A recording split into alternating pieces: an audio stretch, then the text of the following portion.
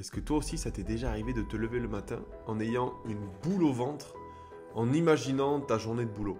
Est-ce que ça t'est déjà arrivé aussi de rentrer chez toi vidé, pas fatigué, mais vidé émotionnellement, brûlé de l'intérieur? Et si je te disais que c'est pas toi le problème, c'est pas toi qui déconne, t'es juste en train de te faire écraser par le système.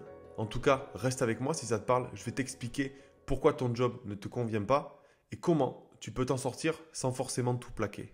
Salut à tous, bienvenue sur ma chaîne, moi c'est Corentin, je suis coach en gestion des émotions et gestion de l'anxiété et pendant presque 10 ans, justement cette anxiété a aussi eu un impact dans ma vie professionnelle. Je sais ce que c'est de te lever tous les matins sans forcément trouver de sens à ce que tu vas faire de ta journée, d'avoir la sensation d'être étouffé par les attentes, surtout au travail du coup, et de ne pas te sentir forcément à ta place, de ne pas te sentir au bon endroit et de ne pas pouvoir laisser exploser ton plein potentiel. Ça m'est arrivé d'être l'employé qui disait oui à tout juste pour faire bonne figure, jusqu'au jour, ou plutôt jusqu'au soir, où c'est mon corps qui m'a dit stop. Pourtant à ce moment-là, géographiquement, j'étais sur une activité qui était très proche de chez moi, ce qui limitait du coup mon anxiété entre guillemets. J'étais avec des employés avec qui je m'entendais très bien. J'avais un patron, je pense qu'aujourd'hui n'importe qui signerait pour l'avoir en tant que boss. Je m'entendais super bien avec les clients, ça se passait très bien. Pourtant, il y avait toujours une partie de moi qui me faisait comprendre et ressentir chaque jour que je n'étais pas à ma place et que malgré tous ces points positifs, c'était pas ce qui m'était destiné et c'était pas ce à quoi je devais vouer mon temps et mon énergie. Et justement aujourd'hui, je veux te partager ce que j'ai pu apprendre pour t'aider à poser des limites sans te faire culpabiliser. Cette vidéo, elle est faite pour toi si tu sens que ton job justement dévore ta santé mentale, ta santé physique, et on va ensemble créer un contexte pour que tu puisses comprendre. Imagine Claire, une jeune femme de 34 ans, cadre dans une grosse boîte. Chaque jour, elle jongle avec des deadlines impossibles, des mails auxquels elle doit répondre à 22 heures et un boss qui lui dit « T'es la meilleure, mais tu dois en faire plus ». Pour elle, consciemment, ça semble quelque chose de normal, donc elle sourit, elle continue à l'encaisser. Mais le problème, c'est qu'à l'intérieur, c'est le chaos. Son corps et son esprit n'entendent pas les choses de la même manière. Ça va donner lieu à des palpitations, à des insomnies et cette voix du coup qui va lui répéter « Si tu ralentis, t'es foutu ». Et Claire, comme moi il y a quelques années, va continuer à persister malgré qu'elle soit dans un cadre de travail qui n'est absolument pas aligné avec qui elle est et avec ce qu'elle voudrait dans la vie. Et c'est peut-être à toi aussi ton cas aujourd'hui. Et ce genre de pression là, c'est pas juste le boulot. Maintenant, je vais t'expliquer ce qui se passe dans ton cerveau quand les choses se passent ainsi. Alors du coup, pourquoi est-ce que ton job te brûle comme ça? Quand tu vis sous pression constante, ton amygdale, donc on l'a déjà vu, c'est une petite partie de ton cerveau qui justement gère la peur et le danger, elle s'emballe.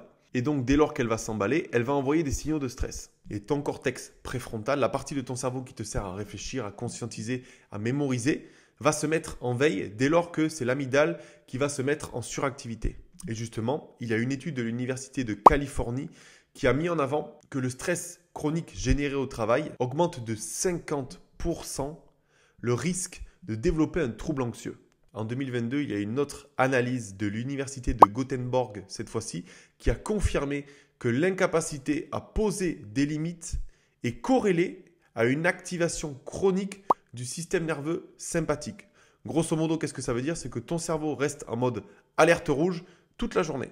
Et en plus, c'est pas tout, dans une culture où on va glorifier le « il faut travailler plus, il faut travailler plus fort », où on te vend l'idée que ta valeur, elle est proportionnelle à ta productivité. Et si toi, t'oses à penser dire non pour privilégier ton bien-être, ton bonheur et tes valeurs, tu as l'impression que tu vas trahir l'entité dans laquelle tu travailles. Et ce biais, je l'ai découvert il n'y a pas longtemps, c'est ce qu'on appelle la croyance de la méritocratie toxique.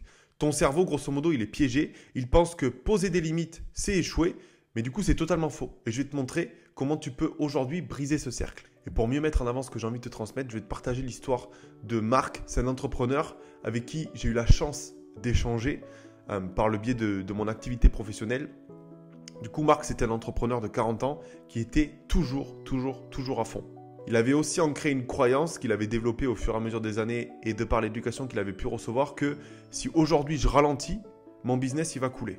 Mais un jour, bien entendu, tu t'en doutes, il a craqué, son corps a dit stop. Ça s'est manifesté par une crise d'angoisse en pleine réunion avec tous ses collaborateurs. Et lui, vu que c'est quelque chose qu'il n'avait jamais vécu, il avait la sensation qu'il était en train de faire une crise cardiaque. Et dans tout son malheur, Marc avait quand même de la chance d'avoir déjà fait un gros travail sur lui, de développement personnel. Donc il avait quand même pas mal de notions. Et pour lui, Ce signal, cette crise d'angoisse a sonné comme un réveil. Il a travaillé sur des choses simples, il a juste posé des limites. Pas en claquant la porte et en envoyant tout valser, juste en mettant en place des non stratégiques. Par exemple, il a mis en place une gestion cadrée de ses tâches et de priorisation de ses tâches. Par exemple, des horaires pour checker ses mails. Il a réussi aussi à déléguer certaines tâches qui lui prenaient trop de temps et trop d'énergie. Et surtout, chose qu'on fait malheureusement beaucoup dans notre société, il a arrêté de se définir et de définir sa valeur par rapport à son chiffre d'affaires. Et résultat probant, quelques semaines plus tard, il dormait mieux, plus de temps pour lui et pour sa famille, une baisse de la pression mentale. Et le meilleur dans tout ça, c'est que son business tournait beaucoup mieux et il a même développé son chiffre d'affaires. Et tout ça parce qu'il a compris une chose, tu ne dois pas privilégier ton travail aux dépens de ta santé physique et mentale. Et c'est ce qu'il a choisi de faire, de se protéger. Et plus il a pris soin de lui, plus il s'est privilégié et plus son business a suivi une courbe croissante. Ce qui est important de retenir dans cette vidéo, c'est que ton travail ne définit pas ta valeur. Pour arrêter de te brûler intérieurement, il faut que tu apprennes à dire non, à protéger ton énergie. Et souviens-toi, tu n'es pas une machine, tu n'es pas un robot, tu es humain. C'est hyper important que tu réussisses à te privilégier. Tu dois apprendre à poser tes limites, à dire non pour te dire oui à toi. Garde en tête également que ce que tu acceptes aujourd'hui va devenir ta norme de demain. Et une dernière prise de conscience qui n'est pas forcément la plus simple mais qui pourra te servir pour ta vie future, c'est que peut-être aujourd'hui l'activité professionnelle que tu as ne correspond pas du tout à tes valeurs, à ton identité et aux objectifs de vie que tu t'étais fixé. Il est peut-être temps, même si ce n'est pas facile, de pouvoir en changer pour aller vers quelque chose qui t'anime beaucoup plus. Parce que crois-moi, il n'y a aucun salaire qui vaut aujourd'hui le prix de ta santé mentale. Et si tu as envie d'aller plus loin, n'hésite pas à cliquer sur le lien qu'il y a directement dans la description. Tu pourras réserver un créneau directement avec moi. On va pouvoir parler de ta situation et voir comment aujourd'hui tu peux mettre en place des choses qui vont t'aider à te prioriser. En tout cas, si tu es allé au bout de cette vidéo, merci beaucoup, ça compte énormément pour moi. Si cette vidéo t'a parlé, comme d'habitude, n'hésite pas à laisser un petit pouce bleu, n'hésite pas non plus à t'abonner et à partager la vidéo à quelqu'un qui en a besoin. Et juste avant de terminer la vidéo, une petite ressource bonus qui va pouvoir, j'en suis sûr, t'aider.